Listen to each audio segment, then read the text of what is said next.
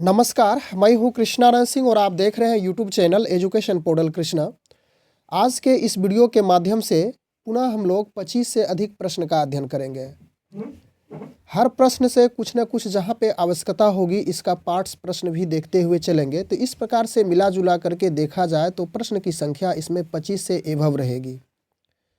हर विषय से इसमें प्रश्न लिया गया है और यह परीक्षा के लिए काफ़ी महत्वपूर्ण प्रश्न है। हर प्रश्न आप पढ़ेंगे तो आपको एक रोचक सा लगेगा, आनंददायी लगेगा और इसी प्रकार से परीक्षा की तैयारी हो जाएगी। प्रश्न की शुरुआत करने के पहले आपको याद दिला दूं, चैनल पर पहली बार है तो इस परीक्षा की तैयारी के लिए चैनल से ज़रूर जुड़ जाएंगे और वीडियो अच्छी लगे तो निश्चित रूप से सब्सक्राइब करना भी ना भूलेंगे। पहला प्रश्न है, हिंदी व्याकरण से सबसे पहले हम लोग प्रारंभ करेंगे, कुछ प्रश्न देखेंगे। पेड़ से पत्ते गिरते हैं, किस कारक का प्रयोग हुआ है? हम लोग इस बात से भली भांति अवगत हैं कि कारक के 8 भेद हैं। कर्ता, कर्म, करण, संप्रदान, आपादान, संबंध, अधिकरण, संबोधन, अधिकरण। इसी में से यह जो 4 ऑप्शन दिया हुआ है, पेड़ से पत्ते गिरते हैं, यानी कि यहाँ जो से का प्रयोग हुआ है, किस कारक का प्रयोग हुआ है? तो आपादान से, कर्म कारक, करण कारक, अधिकरण कारक। तो यदि आप इसका चिन्ह का प्रयोग करेंगे यानी चिन्ह पर ध्यान देंगे तो आपादान से होता है और यह युदाई के लिए होता है, यानी कि अलगाव, बिखराव का यह सूचक होता है से। इसके बाद कर्म को, इसके लिए चिन्ह आता है करण से, यहाँ भी से आया है लेकिन यह संबंध सूचित करेगा, यह जुदाई को सूचित नहीं करेगा। संबंध, जैसे मैं कलम से लिखता हूँ, यानी कि दोनों में एक दूसरे में हाथ और कलम में संबंध सूचित होता है। अधिकरण में पर इसका चिन्ह होता है। तो पेड़ से पत्ते अलग हो रहे हैं तो निश्चित रूप से जुदाई हो रही है, तो यह आपका आपादान कारक होगा, ऑप्शन नंबर ए हो जाएगा। इसके बाद दूसरा प्रश्न है, मैं विद्यालय जाऊंगा में किस काल का प्रयोग हुआ है? काल में हम लोग समझ रहे हैं कि 3 प्रकार के काल हैं, वर्तमान काल, भूतकाल, भविष्यत काल। तो वर्तमान काल में ध्यान रखिएगा कि इसमें है, हो, हूँ इत्यादि रहेगा अंत में। भविष्यत काल में गा, गे, गी रहेगा और भूतकाल में था, या, थी इत्यादि रहेगा। तो अब वाक्य को देखिए, सेंटेंस को देखिए कि मैं विद्यालय जाऊंगा, लास्ट में गा आया है तो निश्चित रूप से आपका यह भविष्यत काल होगा, ऑप्शन नंबर बी सही है। इसके बाद अगला प्रश्न है, 2 के बाद अगला प्रश्न हम लोग देखें, घर घर में कौन सा समास है? घर घर, एक आप देखे होंगे द्वंद्व समास में दोनों पद प्रधान होता है, जैसे लोटा, बीच में हाइफन होगा, डोरी। लेकिन यहाँ पे ध्यान रखिएगा कि इसका घर घर एक ही पद है, जैसे द्वंद्व समास में लोटा, डोरी दोनों पद अलग अलग रहेगा। राम सीता, राम सीता, और इसमें घर घर दोनों सेम शब्द है। तो कौन सा समास है? द्वंद्व समास, द्विगु समास, अव्ययी भाव समास या तो फिर कर्मधारय समास। तो घर घर में यह घर घर से अव्ययी भाव समास सूचित होगा, यानी कि प्रत्येक घर। यदि इसका विग्रह करेंगे घर घर का तो प्रत्येक घर हो जाएगा, तो ऑप्शन नंबर सी सही है।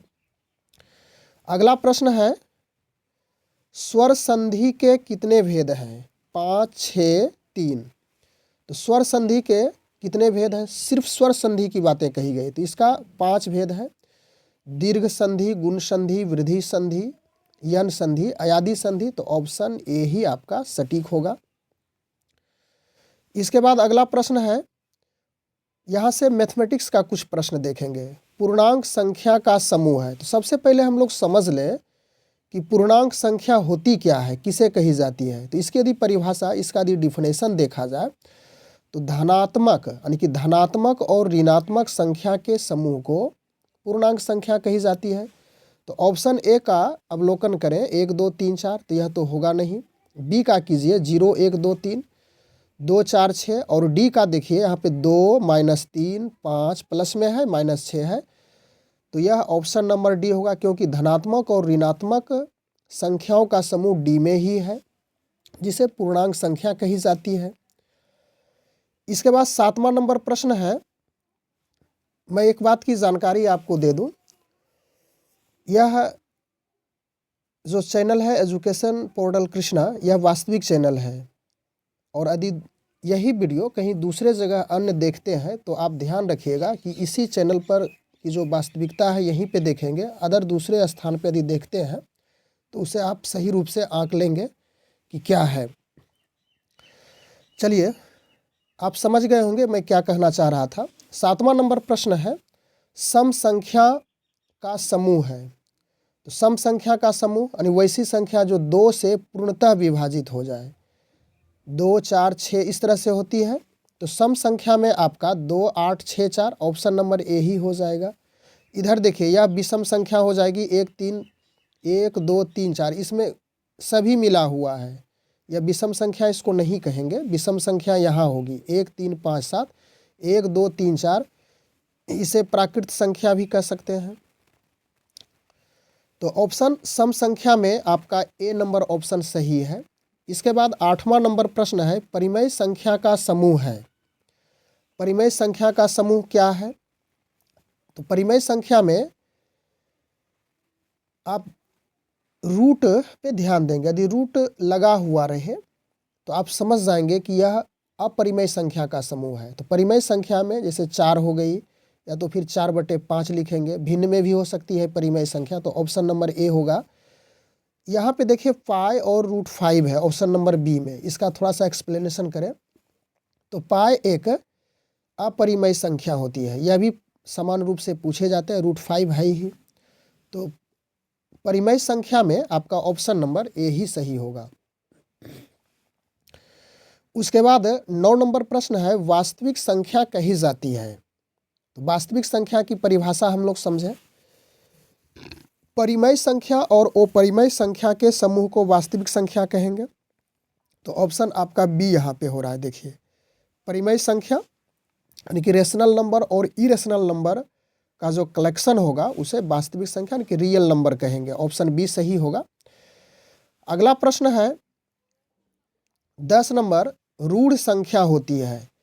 रूढ़ संख्या कहने का अर्थ हो गया कि जो संख्या आपकी विभाज्य संख्या ना हो, जिसमें भाग ना लगे। तो यह प्रश्न मैं आपके लिए छोड़ रहा हूँ। भाज्य संख्या होगी, अभाज्य संख्या होगी, विषम संख्या होगी, या तो इनमें से कोई नहीं है। आप इसका सही जवाब कमेंट के माध्यम से जरूर लोगों तक पहुंचाने का प्रयास करेंगे।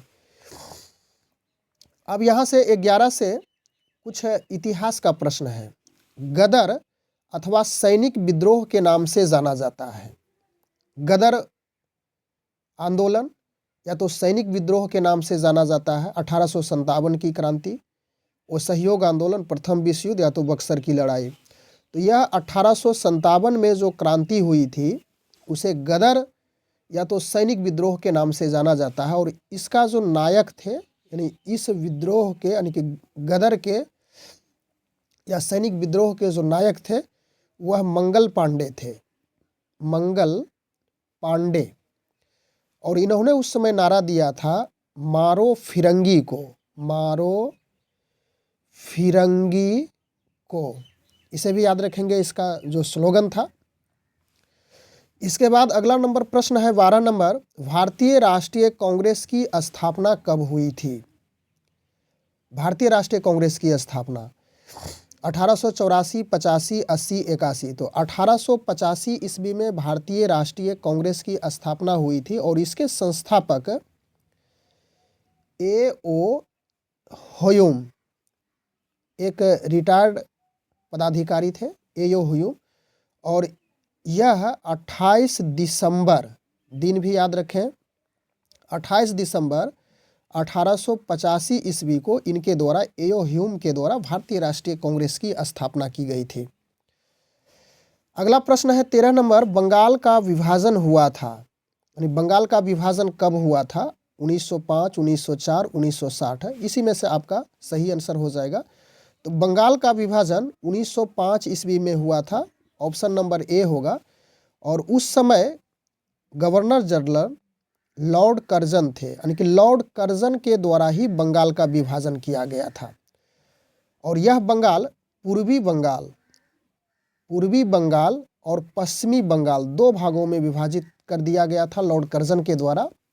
और उसी दिन, जिस दिन यानी कि 16 अक्टूबर को कहें, 16 अक्टूबर 1905 ईस्वी को विभाजन हुआ था और इसी दिन 16 अक्टूबर को बंगाल में शोक दिवस के रूप में मनाया गया था। अगला प्रश्न है 14 नंबर, इंदिरा गांधी अंतर्राष्ट्रीय हवाई अड्डा स्थित है, यानी इंदिरा गांधी अंतर्राष्ट्रीय हवाई अड्डा कहाँ पर स्थित है?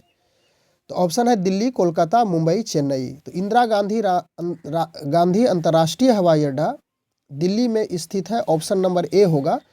कोलकाता की बात करें तो यहाँ पे सुभाष चंद्र बोस हवाई अड्डा स्थित है जो कि दमदम में है। मुंबई की बात करें तो यहाँ भी जवाहरलाल नेहरू अंतर्राष्ट्रीय हवाई अड्डा स्थित है और यह सांता क्रूज में है, सांता क्रूज में स्थित है। और चेन्नई, यहाँ पे मीनाम्बकम अंतर्राष्ट्रीय हवाई अड्डा स्थित है। चले आगे 15 नंबर प्रश्न में, प्रथम पंचवर्षीय योजना प्रारंभ हुई थी 1 अप्रैल 1951, 1 अप्रैल 1956, 1961, इनमें से कोई नहीं। तो प्रथम पंचवर्षीय योजना, यह इकोनॉमिक्स का प्रश्न है, अर्थशास्त्र का। तो प्रथम पंचवर्षीय योजना 1 अप्रैल 1951 ईस्वी, ऑप्शन नंबर ए होगा। और यह पंचवर्षीय योजना हेरोड डोमर मॉडल पर आधारित था और इसमें कृषि की प्रधानता दी गई थी, यानी कि कृषि प्रधान परियोजना इसे मानी जाती है। कृषि को सर्वोच्च प्राथमिकता दी गई थी इस पंचवर्षीय योजना में। इसके बाद अगला प्रश्न है, चाल का एसआई मात्रक है। बहुत सिंपल प्रश्न है, चाल का एसआई मात्रक। तो चाल का मीटर प्रति सेकंड होता है, ऑप्शन नंबर ए ही आपका सही हो जाएगा। और यहाँ पे न्यूटन यह बल का एसआई मात्रक है और वाट शक्ति का एसआई मात्रक है। अगला प्रश्न है 17 नंबर, समतल दर्पण से बना प्रतिबिंब होता है। तो समतल दर्पण से, यानी कि समतल दर्पण की बात करें तो इधर कलई किया हो रहा था और इधर से चेहरा देखने का काम होता है। तो इससे बना प्रतिबिंब हमेशा काल्पनिक होता है, यानी कि आभासी होता है। और इससे बना प्रतिबिंब पार्श्विक रूप से उल्टा होता, पार्श्विक होता है। कहने का अर्थ हुआ कि यदि इस दर्पण के सामने आप बाएं हाथ को उठाएंगे तो आपका दर्पण में जो काल्पनिक प्रतिबिंब बनेगा वह दायां हाथ उठता हुआ प्रतीत होगा। पार्श्विक का अर्थ वही हो गया। इसके बाद अगला प्रश्न है 18 नंबर, यौगिक है। यौगिक, जल, हाइड्रोजन, ऑक्सीजन, हीलियम। जल का सूत्र लिखेंगे तो H2O होगा, हाइड्रोजन का H हो गया H2, ऑक्सीजन का O2 और हीलियम का He। तो यौगिक में दो तत्व निश्चित रूप से होता है। तो H2O में देखिए हाइड्रोजन और ऑक्सीजन है, तो आपका ऑप्शन नंबर ए होगा। इसके बाद 19 नंबर है, धातु विद्युत के होते हैं। तो धातु विद्युत के सुचालक होते हैं, यानी कि इससे धारा, बिजली प्रवाहित हो जाती है। सुचालक कहने का अर्थ यही हो गया। अगला प्रश्न है 20 नंबर, मनुष्य में प्रतिदिन पित्त बनता है, यानी कि मनुष्य में प्रतिदिन पित्त कितना बनता है? तो आपका इसमें सटीक आंसर 700 से 1000 मिलीलीटर, इसको मिलीलीटर कर लीजिएगा, मिलीलीटर पित्त हमेशा बनता है, ऑप्शन नंबर ए होगा। इसके बाद अगला प्रश्न है 21 नंबर, 20 धूर में कितना कट्ठा होता है? तो 20 धूर में कितना कट्ठा होता है? 2 कट्ठा, या तो फिर अगला ऑप्शन है 1 कट्ठा, 4 कट्ठा या 5 कट्ठा। तो 20 धूर में 1 कट्ठा होता है, 20 धूर बराबर 1 कट्ठा, और 20 कट्ठा बराबर यह हो गया 1 बीघा। इसमें बहुत सारा है, धूर, धुरकी, फुरकी इत्यादि, जो कि अमानत से संबंधित प्रश्न है। कुछ प्रश्न ऐसे भी पूछे जाने की संभावनाएं बनती है, इसलिए इसे भी ध्यान में रखेंगे। और यह तो व्यवहारिक है, आप जानते ही हैं। इसके बाद अगला प्रश्न है 22 नंबर, संयुक्त राष्ट्र संघ की स्थापना हुई। संयुक्त राष्ट्र संघ की स्थापना कब हुई?